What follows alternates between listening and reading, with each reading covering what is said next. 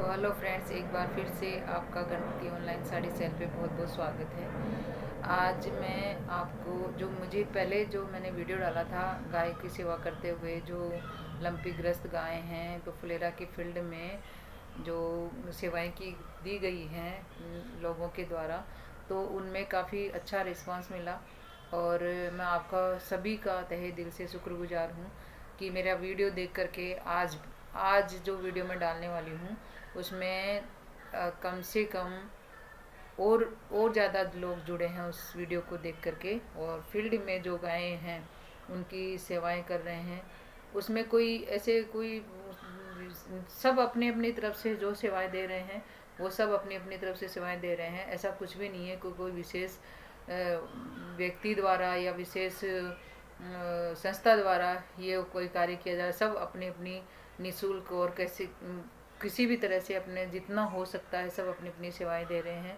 वहाँ पे किसी प्रकार का कोई भेदभाव नहीं किया जा रहा कि कौन है क्या है, ये सब अपनी अपनी तरफ से सेवाएं दे रहे हैं। तो मुझे इस बात की बहुत खुशी है कि मेरा वीडियो देख करके लोग उससे मोटिवेट हुए हैं और वहाँ पे जा कर के अपनी अपनी सेवाएं दे रहे हैं। तो कुछ और आज मुझे और खुशी हुई कि वहाँ पे फील्ड में और भी लोग जुड़े और गायों की सेवा कर रहे हैं और तन मन धन से लगे हुए हैं, जिसमें बंटा हो, चाहे दवाई हो, चाहे उनको उनकी देख रेख हो, उनके हल्दी लगाना है, लेपन करना है हल्दी का, या उनको जो आयुर्वेदिक लड्डू बनाए जा रहे हैं वो देने हैं, टाइम टाइम पे उनको दिए जा रहे हैं। और कुछ गायें जो बहुत ही इस रोग से पीड़ित थी उनको बहुत रिलीफ मिली है और वो अब धीरे धीरे ठीक होती जा रही हैं। तो मैं आपको उन गायों को भी दिखाऊंगी और जो लोग वहाँ पे सेवा कर रहे हैं उनको भी दिखाती हूँ। और वो लड्डू जो दलिया और लड्डू और बंटा जो बनाया जा रहा है वो किस तरह से बनाया जा रहा है, उसमें किस किस क्या क्या चीज़ें काम में ली जाती हैं वो भी दिखाऊंगी, ताकि आपके मोहल्ले में या आपके आस पड़ोस में अगर ऐसी गायें हैं तो आप घर में बना के दे सकें। और भगवान से यही प्रार्थना करते हैं कि भगवान इन गायों को जो रोग हो गया है ये जल्दी से जल्दी इसको छुटकारा दें, ताकि ये बेचारी जैसे पहले घूमती थी वैसे घूमती रहें। क्योंकि लोग बाग दूध तो पी लेते हैं, लेकिन जब दूध देती हैं जब तक तो उसको घर में घुसा के रखते हैं, और जैसे ही उसने दूध देना बंद कर दिया और उसको आवारा छोड़ देते हैं। तो भगवान ऐसा किसी के साथ भी ऐसा नहीं करें। कोई भी जानवर है, आप उसको जब तक वो दूध दे रहा है तब तक आपने रखा, उसके बाद उसको बाहर निकाल दिया, तो ऐसा कभी नहीं करें। अगर वो दूध नहीं भी दे रही है तो उसको पहले जैसा ही साथ रखें और उसका आवारा नहीं छोड़ें, क्योंकि उनका आवारा जानवरों का कोई वो नहीं है कि उनका कोई देख रेख करेगा। तो मैं सभी से हाथ जोड़ के विनती करती हूँ कि अपनी गायों को अगर आप दूध के टाइम उनकी देखभाल कर रहे हो, वैसी ही देखभाल आप उनकी तब भी करें जब वो दूध नहीं दे रही हैं। उनको आवारा नहीं छोड़ें। ये तो बहुत अच्छे लोग हैं जो उनकी सेवा करने पे उतारू और अपने एक गौ वंश को बचाने का भरपूर प्रयास कर रहे हैं। तो मेरे हाथ जोड़ के सभी से विनती है कि गायों को खुला नहीं छोड़ें, उनको घर में रखें, उनका ट्रीटमेंट करें और उनको अच्छी से अच्छी दवाई देने का कोशिश करें। उनके टीके लग रहे हैं वो टीके लगवाएं। तो आज मैं आपको दिखाती हूँ, अभी फील्ड में चलते हैं और वहाँ पे जो बंटा है, दवाइयाँ हैं, किस तरह से बना रहे हैं वो दिखाती हूँ। यहाँ पे दलिया तैयार किया जा रहा है जो गायों को दिया जाएगा बराबर बराबर मात्रा में। और ये दलिया किस तरह से बनता है, कितनी क्वांटिटी होती है, ये अभी आपको बताया जाएगा। भैया आप ये औषधि बना रहे हैं गायों के लिए, गौ माता के लिए जी। इसमें क्या क्या मिक्स कर रहे हैं वो सब बताएं हमें जी। इसमें एक तो अपन काला जीरी डालते हैं, सेनाई पत्ती, मुलेठी, मंजीट और हल्दी और सूखा आंवला, ये 6 औषधियाँ इसमें डालते हैं। कहानी ये है कि 6 औषधि अपन डालते हैं तो इसके 50-50 ग्राम की अपन खुराक बनाते हैं। जैसे बाय द वे अपन ने टोटल 200 ग्राम ले ली, 200 ग्राम के साथ 1200 ग्राम वेट हो गया।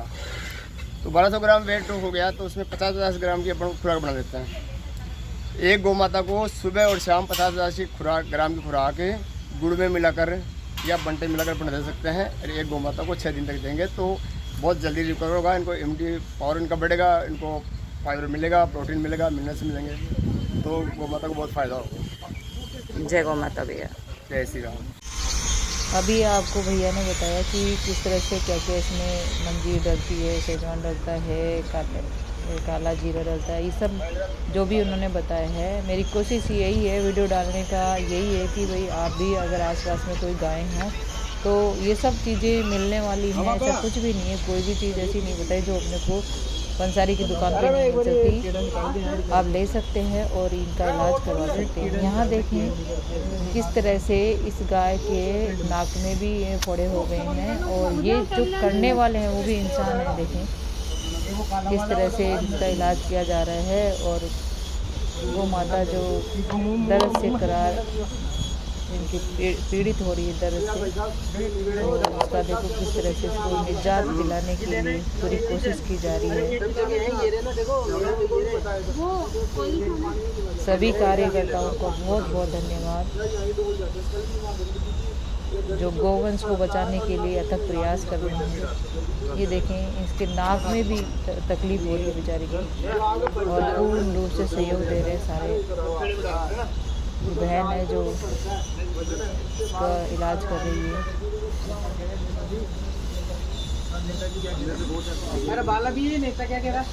यहाँ पे कोई वैसे कोई दिक्कत नहीं है, सब मिलजुल के सारे जो समितियाँ बनी हुई हैं वो सब मिलकर के काम कर रही हैं।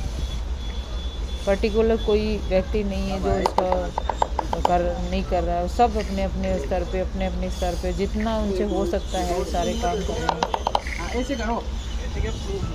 फुलेरा के लिए सौभाग्य की बात है।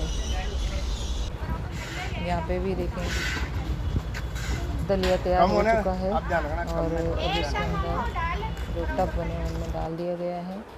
गायें खा रही हैं और वाकई बहुत ही प्रशंसनीय कार्य है इन सब का।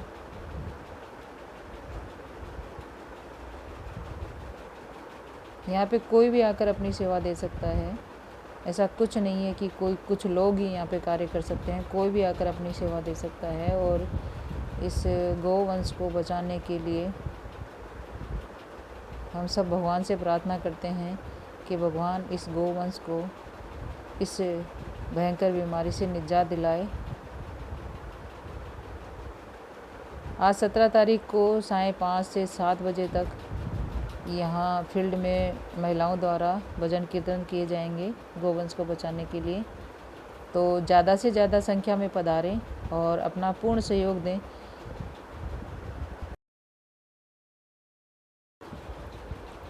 यहाँ पे पूरी व्यवस्था की गई है माताओं और बहनों के लिए, बैठने की व्यवस्था भी की गई है। तो ज़्यादा से ज़्यादा संख्या में जो भी मेरा वीडियो देखते हैं, मैं सबसे हाथ जोड़ के प्रार्थना करती हूँ कि आप ज़्यादा से ज़्यादा संख्या में वहाँ जाएं और हम सबका सहयोग करें।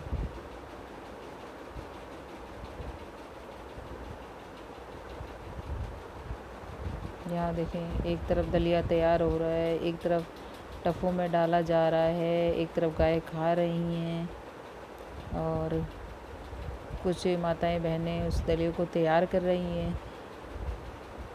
तो सारे बच्चे बूढ़े जवान सब इसमें लगे हुए हैं कि किस तरह से सब गायों को बचाया जा सके। और एक बहुत बड़ी खुशखबरी ये है कि यहाँ पे जितनी जो गायें रखी गई है उनमें आज सुबह एक गाय ने बहुत ही प्यारा सा एक बछड़ा दिया है। उसकी फ़ोटो मैं अगले वीडियो में डालूँगी। तो ये भी एक बहुत बड़ी खुशखबरी है और वो गाय ठीक भी है, बिल्कुल स्वस्थ है। और जिस तरह से एक जब बच्चा पैदा होता है इंसान के औरत के, तो उसी तरह से उसका पूरा खुशियाँ मनाई गई हैं और उसको लड्डू बांटे गए हैं आसपास में और गौ माता को गुड़ खिलाया गया है। तो ये भी एक बहुत बड़ी हमारे लिए एक बहुत बड़ी सफलता है और माता बिल्कुल स्वस्थ है और बच्चा भी बिल्कुल स्वस्थ है। तो ये भी एक बहुत बड़ी खुशखबरी है। तो भगवान इस तरह से इनको स्वस्थ रखे और ऐसे ही परिवार बढ़ता रहे, इनका ऐसे ही परिवार बढ़ता रहे। धन्यवाद।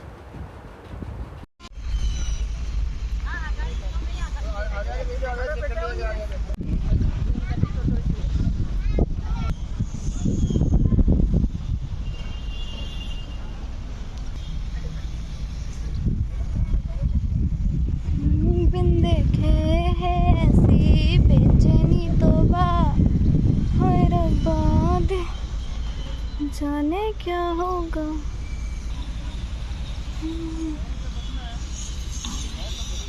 हाँ सब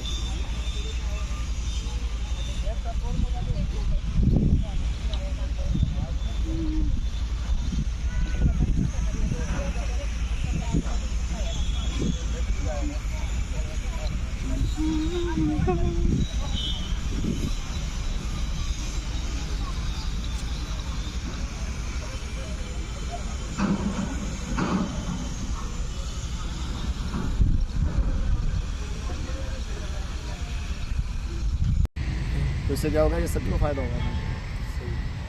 नहीं अच्छा है, ये तो अपने पूरे राजस्थान में ये मान लो अपने ही कर रहे हैं इस तरह से। बिल्कुल बिल्कुल साहब, पूरे राजस्थान में ही है अपना। अभी तो क्षमता और है, 10-20-50 गाय और हैं, तो अपने आप से कोई वो नहीं है। अब इसमें क्या है कि अपना जो टोटल गौवंश से मार्केट का था, तो अगर बाहर की अगर अपन गणना करते हैं तो ये मान लो 30 से 40 गौवंश अपना खत्म हो गया। 30-40 खत्म हो पूरा बाहर से बाहर ही हो गए। बाहर से बाहर। यहाँ पे सर को जानकारी दी जा रही है कि किस तरह से यहाँ गायों का देखरेख की जाती है। तो धन्यवाद दोस्तों, अच्छा लगे तो लाइक करें, शेयर करें, सब्सक्राइब करें।